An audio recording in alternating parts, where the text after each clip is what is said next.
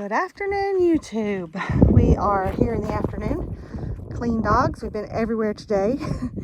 They've got their summer cuts. Finley always gets his legs trimmed. He looks like he's got his shirt sleeves rolled up, ready for business. Cracks me up. Loretta just gets short hair all around, looking clean for like 10 minutes. So it's getting warmer, so they're ready for their cuts. We've been all over the place, running errands around town, getting things done. And now we still got daylight. It's the afternoon, so we're going to get into some stuff. Thought I'd bring you along for another update at Wiki Up Knoll. Thanks for joining us again.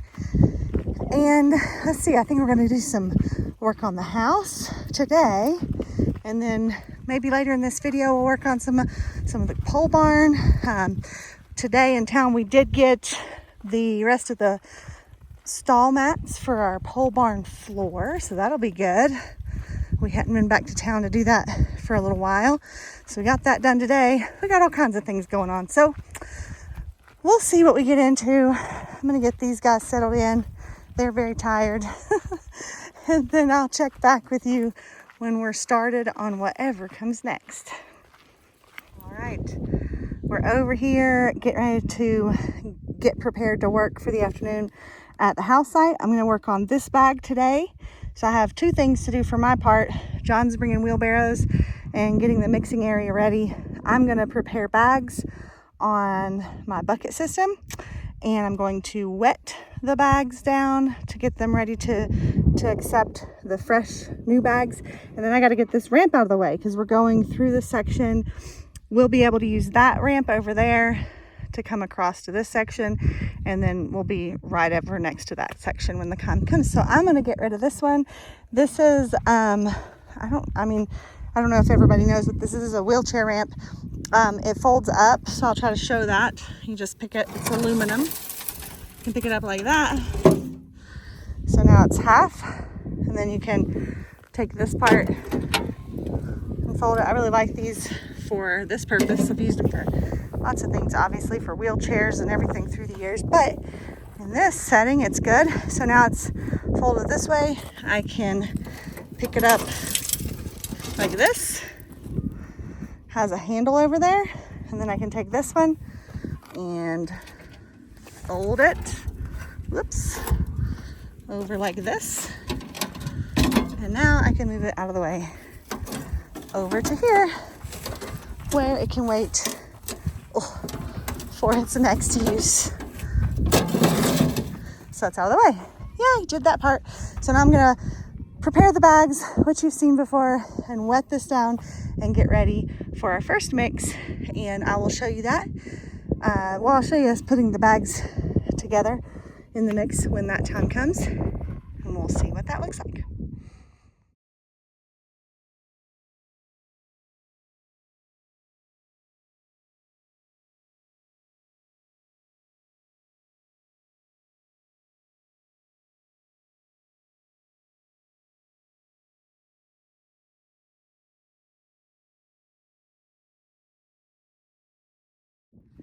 Okay, you just saw us lay this very long bag. I do tamping as I go. I'm still out of breath from tamping, honestly. John's doing the final tamp across it. So this bag looks really great. You can see it down through there. It's really awesome. Tomorrow, or not tomorrow, whenever, probably tomorrow, because it is close to evening. The sun's going down. We're done for the day. But the next bag we'll do is this from here over, and then we'll just have two short bags to do. So we'll try to do that. It might be on this video because we've got more to do. It'll just be tomorrow for us, and it'll be in a few seconds for you guys. We'll also probably be working in the pole barn a little. Got to get the flooring finished. So you'll see all kinds of stuff, I'm sure. And we're going to take a break for the evening, and you're going to see us in a couple seconds. It's almost like time travel. So, you know, don't get whiplash or anything. Okay, here we are again. Good morning. Back to work again. Same video, new day. And we are going to get started this morning on the house again. We're supposed to get some rain blowing in a little bit later, so the wind's going to pick up. I'll go this way. So we're gonna do as much as we can on the house bags first, and then we're gonna swap over to the pole barn once we need to because of wind and whatever. The nice thing is we can work on that in the shade and in the shelter. So we're gonna work on that. This is yesterday's bag. You saw us just a couple seconds ago working on that. It is fully set up now. Today, what I'd like to do this morning, at least, which I think will be no problem, is to do this wall here and then either start the short walls or do another long wall on that side. So we'll see where we get, but I know first I want to try here. I wanted to show you this. This is the section a few videos ago, you may remember, I wanted to fill this gap fully with AB because this right here is rock, and the other part was not as strong of a rock, more crumbly rock, so it chipped out my wall space. So I filled it with the bag, and then I put additional smaller bags in there, and then there's shadow right now because it's morning, but you can see there's a white line painted within the shadow that goes directly to my box to keep it straight. So my first bag layer above this backfill area will be straight following this white line. So I'm going to be following that line from there to here.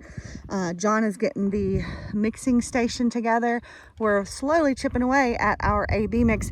Our goal with this, once we finish with this AB, we should not be doing any more AB mix for this build. We'll be doing native soil, clay, and this mix up here. We're making our own AB mix essentially for above these layers that we're doing with this stuff. So, and as we go with the AB mix, we're exposing this other rock we ordered at the same time, which is called riprap, and we're going to be using these bigger boulder type stones around for landscaping and different things as we go later on through the project. So we got it all in one order, one load delivery, and then it's all mixed in. So as we go, we're scooching them apart. So that's what all those big rocks are. That's not how it normally comes if you're ordering AB, but we wanted the big ones for later. So that's what we're working on now. We will catch you in a few when we're all set up and mixing, and then we'll talk about what we've gotten done.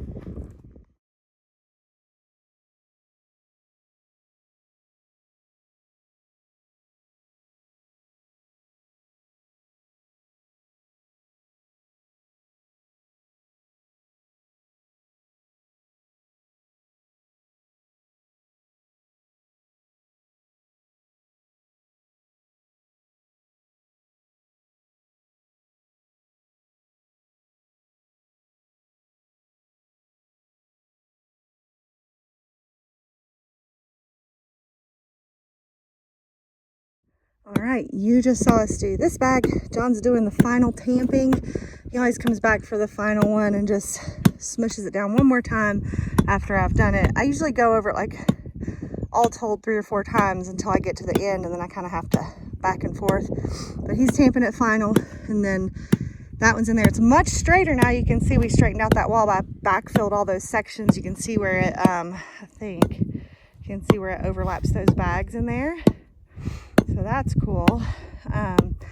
Next, I need to do the cross bags, but I think for this next section, I'm going to keep it north to south and do these bags and this one.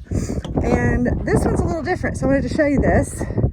You can see this bag, it looks like a continuous wall all the way through on the plan, but I actually offset them because this room is going to be slightly bigger than that room.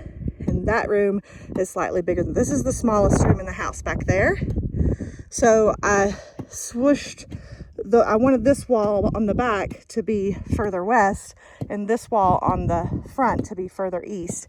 So it'll be 2 short bags here, and the overlap is going to be within this wall. So it'll be a big joint right here in the wall. And incidentally, these interior walls will be solid walls across until we get to grade level, above grade level, where there will be doors in some of these. So these walls are actually going to end up being interior buttresses for the long span of the back at some point, but they'll be interior doorway walls as well.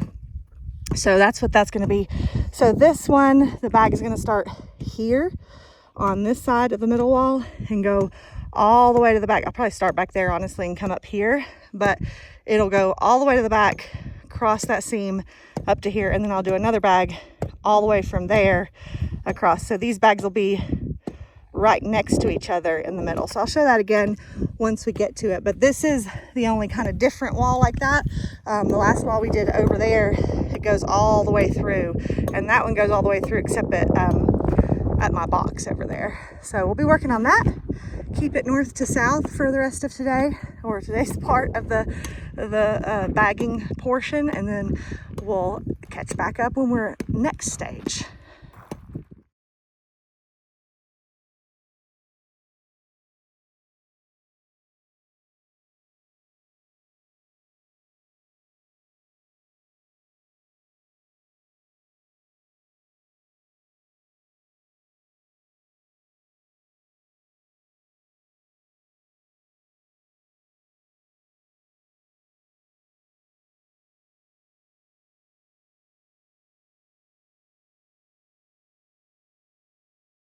All right, you could probably see the clouds moving in the last one. It got windy quick, so you're likely to hear some right now.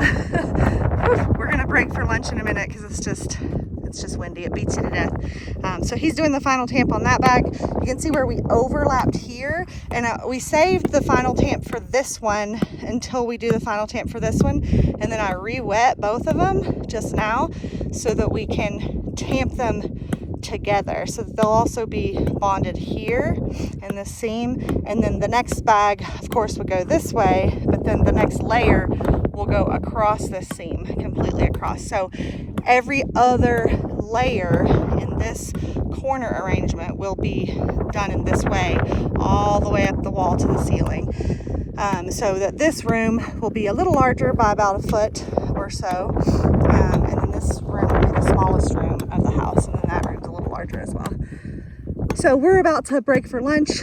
After lunch, you're going to see us back there in the pole barn because it's supposed to get super windy, and I just don't like to work in the wind. I think John and I have decided if it's windy, we're doing inside stuff. This time of year when monsoon is rolling through and trying to get amped up, we get cloud billows through the day, and the wind will beat on you. It makes you way more tired. So we're not going to do that. I'm going to take a little bit of extra AB and fill into this gap. You may have seen on time lapse, maybe not, that I was also sloughing off this decomposing granite. I've said it before, we did gravel layers in the bottom of this ditch about 10 inches for drainage so that the clay in the bags doesn't wick up anything.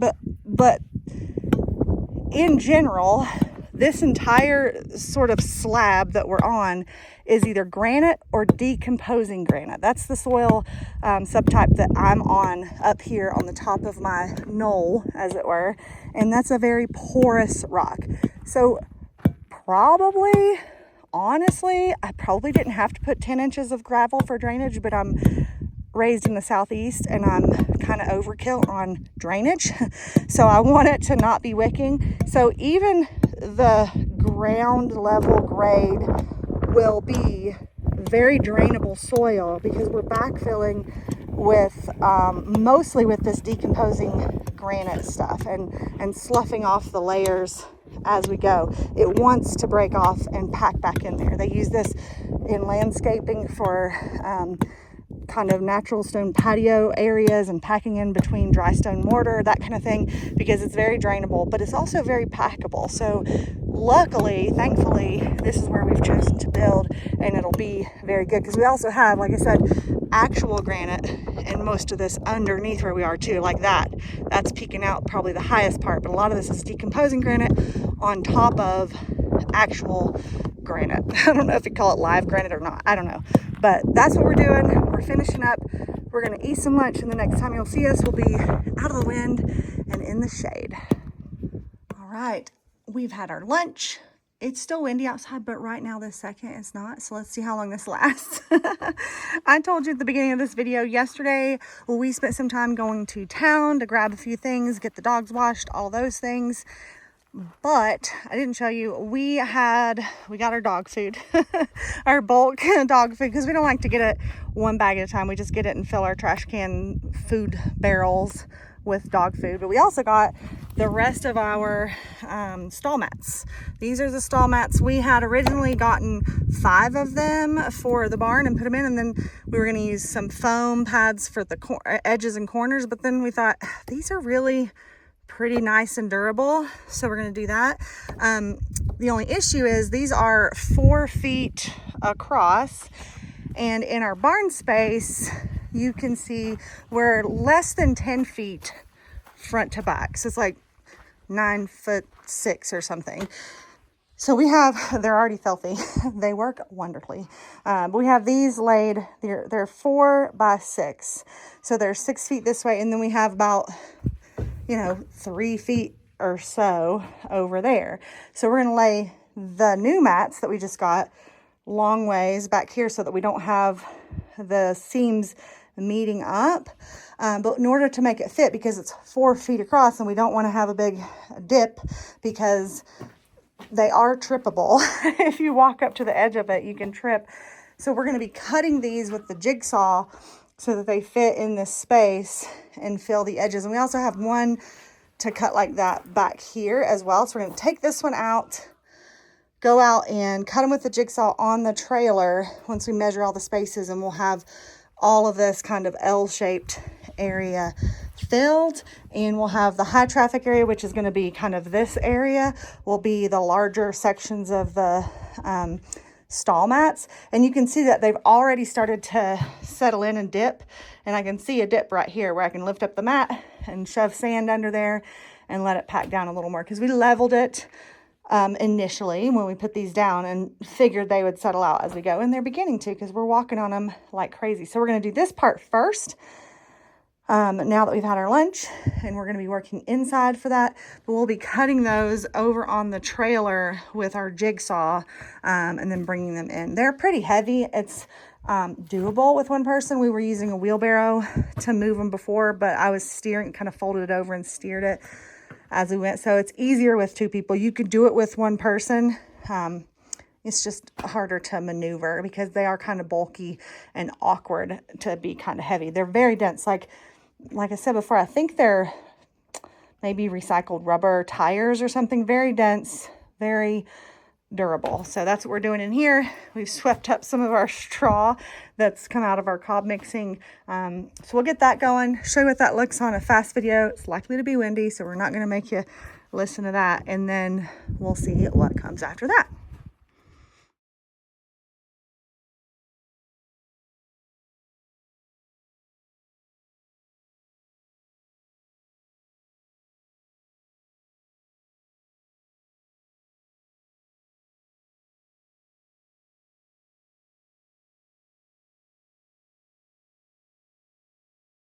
Okay, you saw us cut this out there. Super windy, sorry. We use the dog food bags to prop up the edge because it's super floppy to make it kind of solid, and we couldn't figure out a way to mark it. We tried a pencil, it didn't stick because it's rubber. We tried a screw to scratch it, nothing would scratch it. Super durable. So we just flipped it over and used the nubs on the other side. It's not a perfect cut because the factory cut is not exactly down these grooves either, but it's close enough because we're in a earthen structure. So it's not like it's within a 1/2 inch all the way around because they're pretty straight, but they're not, I mean, it's dirt. So that's what we're doing. So we can see the little lip right here. I'm going to put some of this backfill and some sand underneath this mat to bring it up to level. But we wanted to place them this way so that this intersection here wouldn't have like 4 corners where it would fiddle around as much. So we wanted to kind of stagger that seam. So the next one will be the same cut. We measured all the way down. They're all cut down to 3 feet. We're cutting exactly 1 foot off of all of them to go this way. So this is a 9-foot opening. That answers that. It's a little more than 9 feet because there's a small gap on this side because of our door track. So we're going to continue cutting off camera, go ahead and place this floor all the way back, and then we're gonna move the table and get that last mat and cut it and put it at the end. And then we're gonna have a full floor. So I'll show you what that looks like when the time comes, and we'll check back in a couple seconds. Okay, we've got all three the new mats placed. I gotta say, I'm pretty shocked at how square this building is, considering it's made of dirt. I mean, obviously we have posts set in the corners and along the sidewall, which we used traditional squaring techniques for that. However, it's still made of dirt. Let's be real. Like, it's pretty cool that we could measure and every single one of these was the same cut. So these mats are super wily and heavy. And so this last mat, which you can see is stacked here so that we could cut it today, we don't want to carry it out there to the trailer. So we're going to use the dog food bags. Who knew they would be great work tables? We're going to prop it up on that and make the cut right here. And then you can see we have about a 1 foot gap, which will have a cutoff from this to slip in over there. So that's the only small spot, and that's fine because it's in the back corner, which will be completely covered with vertical shelving, like an L shape over here anyway. So super excited the way this worked out. We're gonna show you how we're gonna do this dog food cutting table, and then that will be it.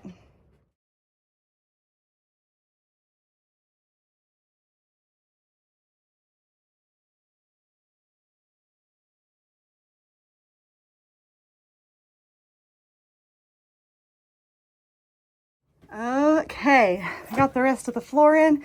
This was a cut off 1 foot section from these other mats, and it fit here. We made this one a little longer so that it would go all the way to the wall here, because there will be an opening here for other stuff to sit against the wall. So we went that flush. There'll be another shelf over here, so we left the back open. But this is the floor. I'm super excited. The whole thing's a floor. Pretty soon this will be just as dirty as the rest of this. The wind is whipping outside. I'm very, very glad to be inside the pole barn to do this. We're gonna start on this wall with mud.